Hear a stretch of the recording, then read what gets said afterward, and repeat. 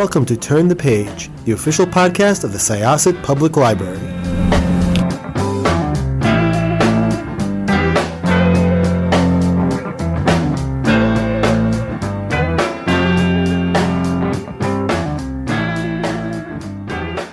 Okay, hi everyone, and welcome back to another episode of Turn the Page, Syosset Public Library's podcast. I am your host today. My name is Kaye, and I'm one of the Reader Services librarians here at the library.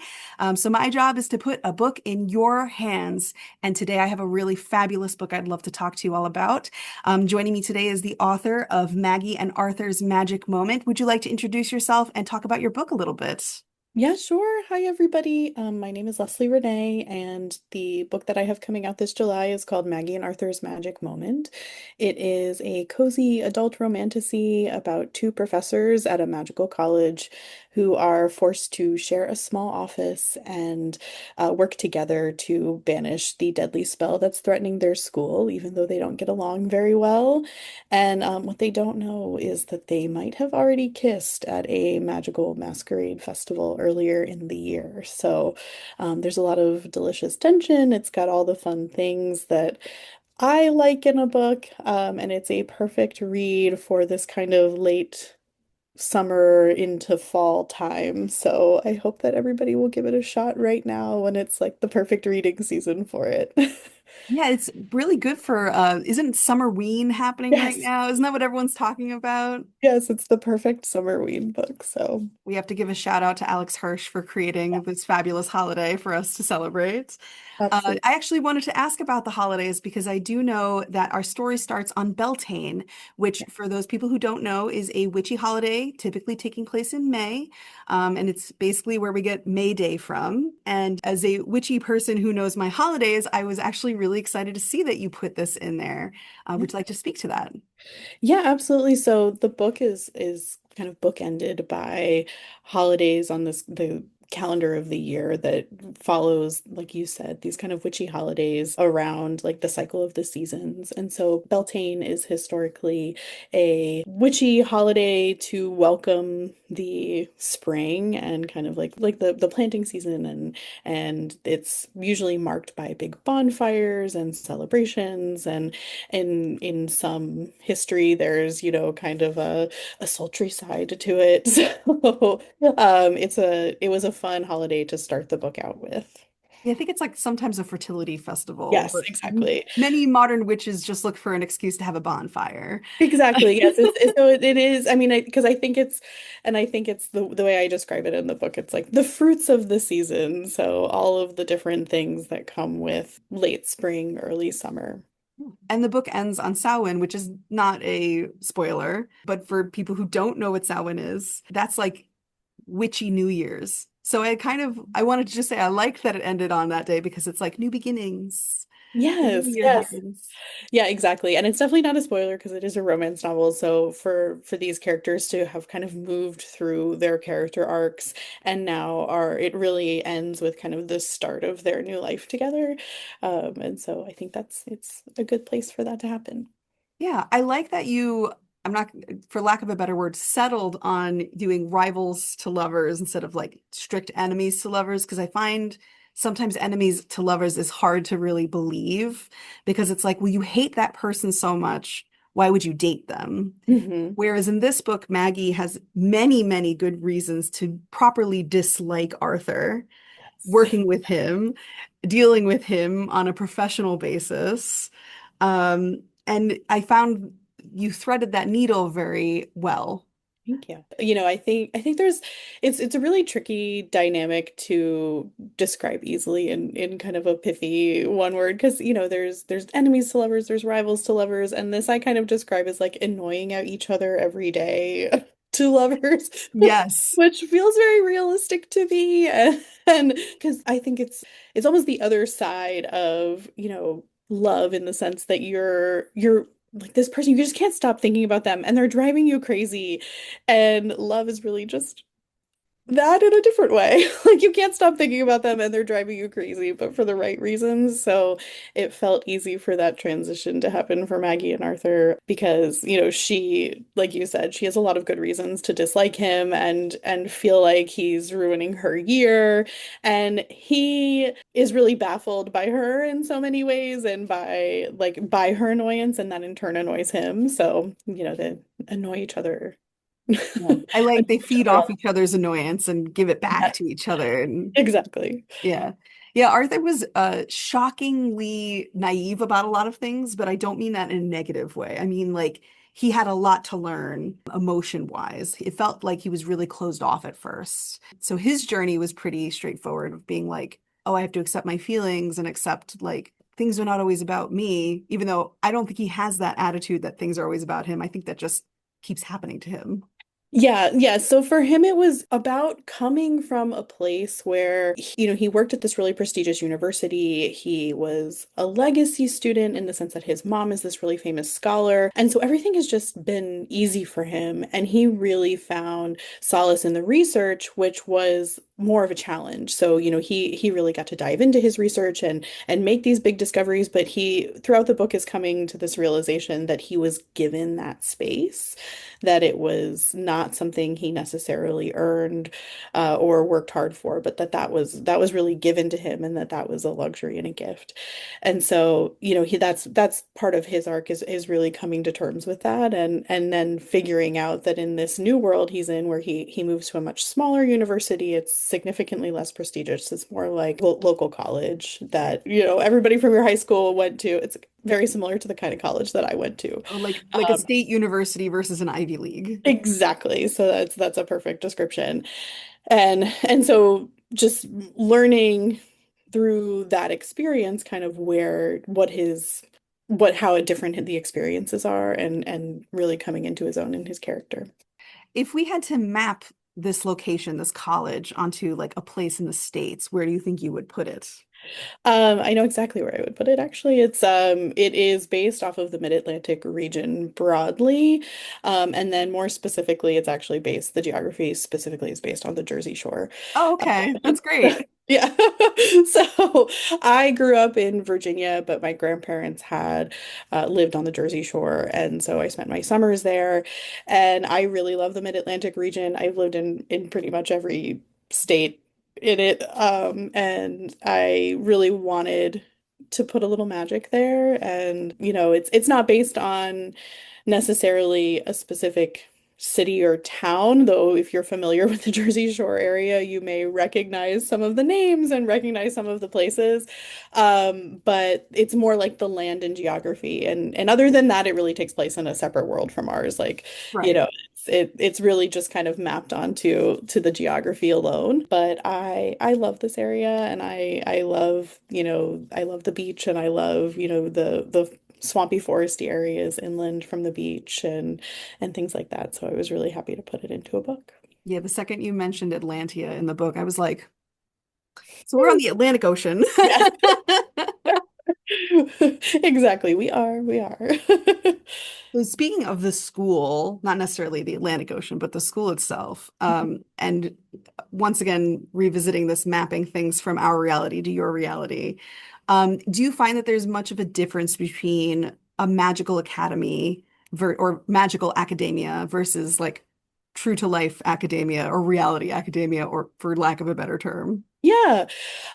Unfortunately, I have joked a few times that Maggie and Arthur takes place in a fantasy world, not only because there's magic, but because like research is well funded and people respect colleges, like respect education Yes. and things like that. So not to make it a little bleak, but I think in that way it is kind of, seen as like this really respected position and respected place.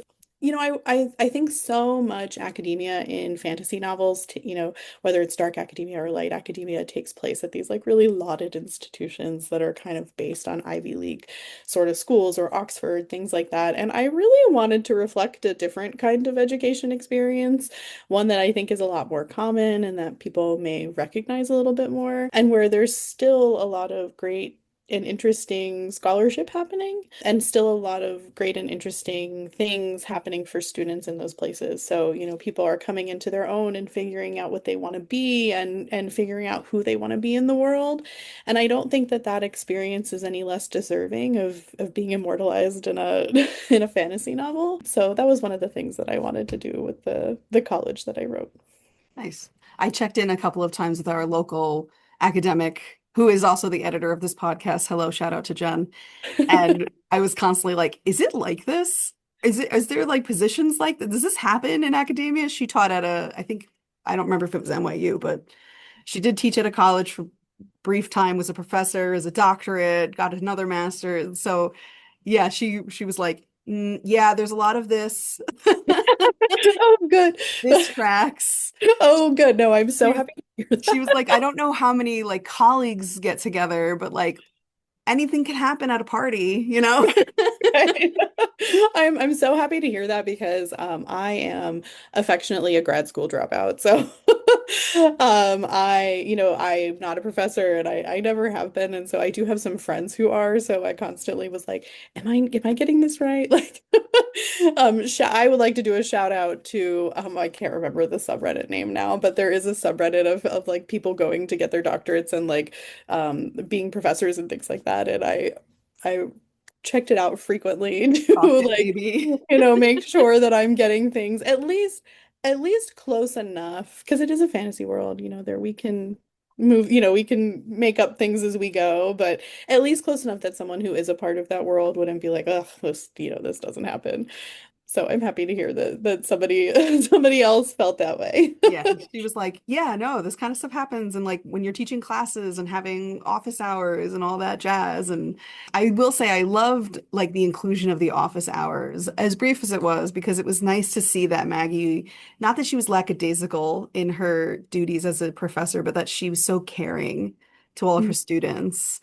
I think we all want a teacher like that who's going to give us a candy when we're not doing well.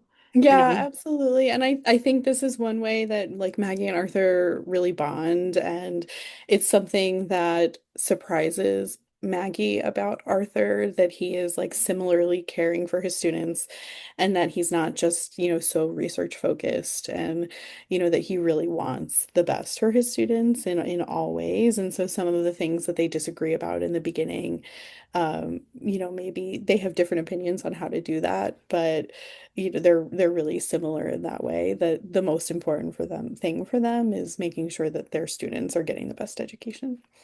yeah, that's what all teachers should be doing. Yeah, If exactly. only they had the funding. Right, exactly.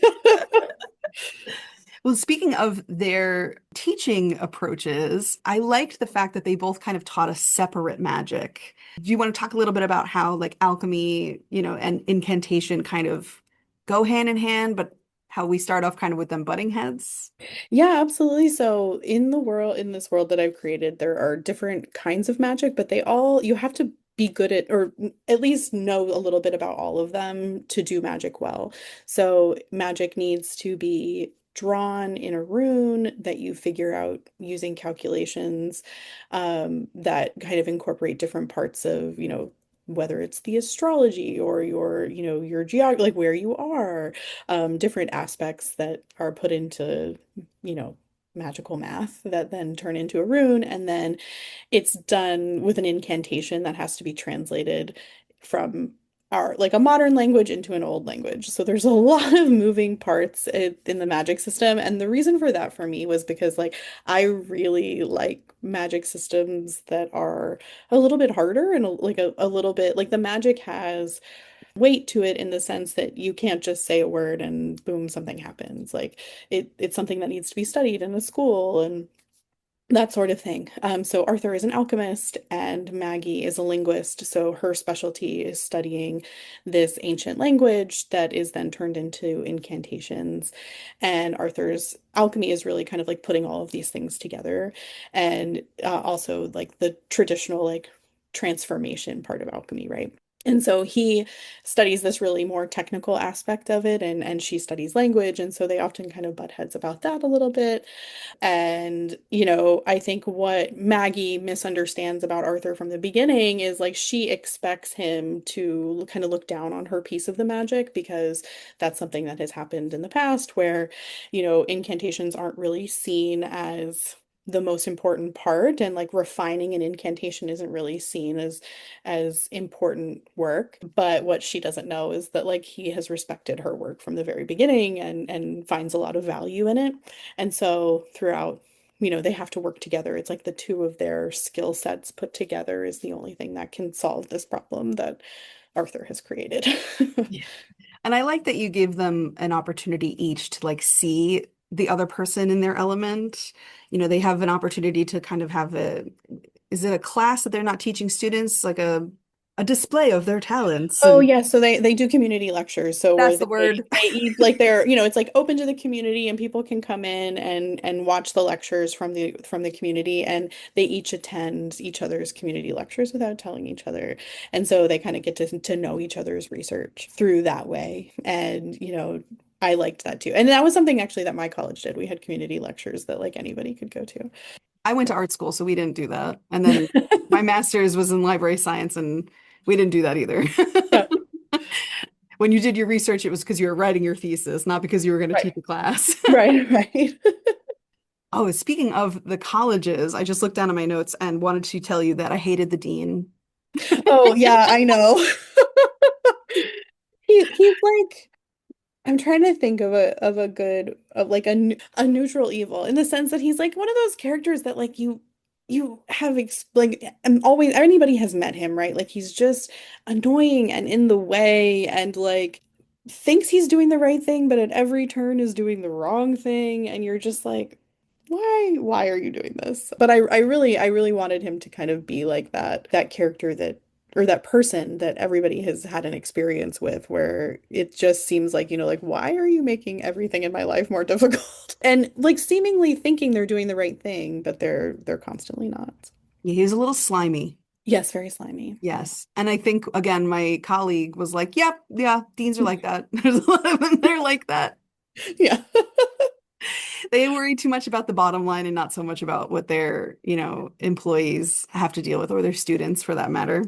I loved the fact that we had not just our full fleshed out main characters, but also that you kind of gave a lot of care and attention to the characters that were next to them, our side characters.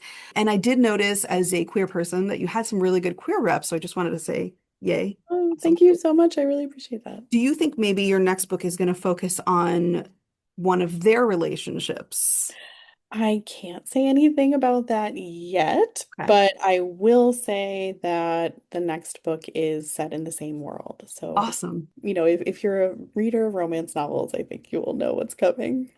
I think I know who your next pairing is, but I won't say.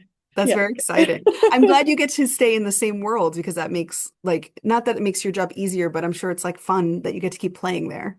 It is so fun, and I think that one of my very favorite things about it, I think like as a writer, a thing that I truly delight in is POV, and I think that's probably clear in Maggie and Arthur too, that there's like some playing with POV structure that happens, and one of the things that I loved about writing another book in the same world is getting to see familiar characters through new eyes, Yes. and just how we get to kind of shift just a little bit, like perceptions of their personality and things like that.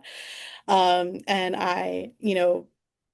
for me, like the secondary characters in Maggie and Arthur are just as dear to me as Maggie and Arthur are, and I love them all so much, and I'm just really excited for people to spend more time with them. Yeah, I think you can really see that when you're reading the book that it's like, oh, this person is not just Maggie's like best friend, or oh, this person is not just Arthur's nephew. Like it's not just or Arthur's half brother's mom. Like it's not just this one person that you meet once. Like they influence the story. They have stakes already.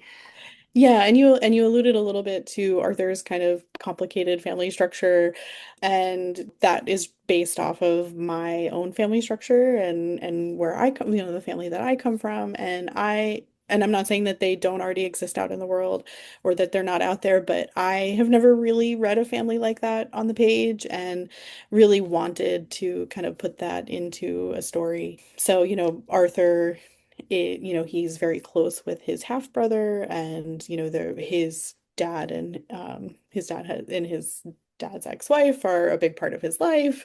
And so it was just a really important piece of the story for me. And in a lot of ways, I think of the book kind of as like a love letter to kids who have come from those like families like that and have grown up and are now kind of trying to find their own definition of like Mm. what a family is. And it's not always easy when you grow up in different places from your family and what that looks like, and kind of all the joys and struggles of that kind of family unit.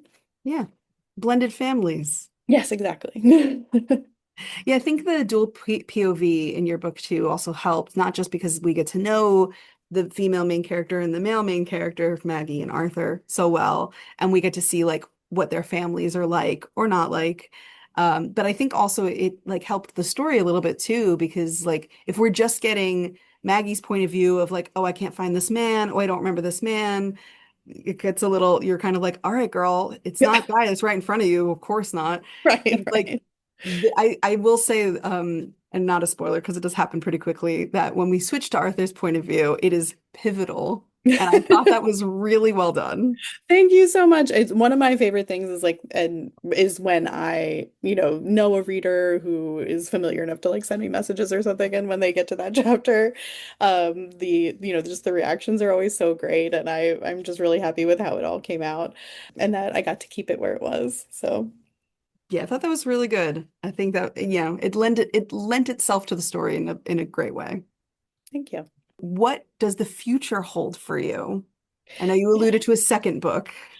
Yes, so there is a second book coming out sometime next year. I don't have firm release dates, but as soon as I know, everybody, to trust me, everybody else will know. I will share.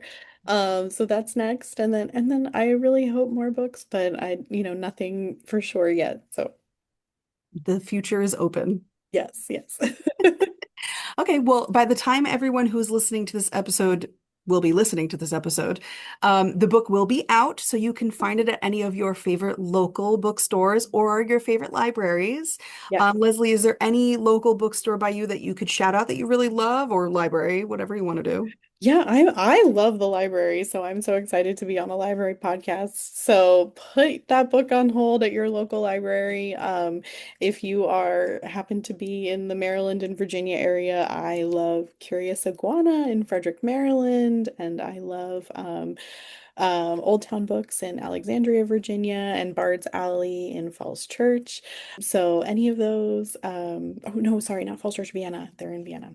Um, but so those are some of my favorite local bookstores. But like I said, I love the library. So definitely put it on hold at the library. I know that I am constantly putting on books on hold at the library and reading on my Libby app and taking my kids to the library. So I've, been a big fan and been a regular library user for a long time. We love to hear that. That's so great. Yeah, ask your library to purchase the book or to get it on Libby for you. I'm sure any librarian will be happy to know that you want a book that they can get for you. So it is time to close this chapter. Thank you for listening to an episode of Turn the Page. Happy reading. It's time to close this chapter of Turn the Page. Join us for the next episode.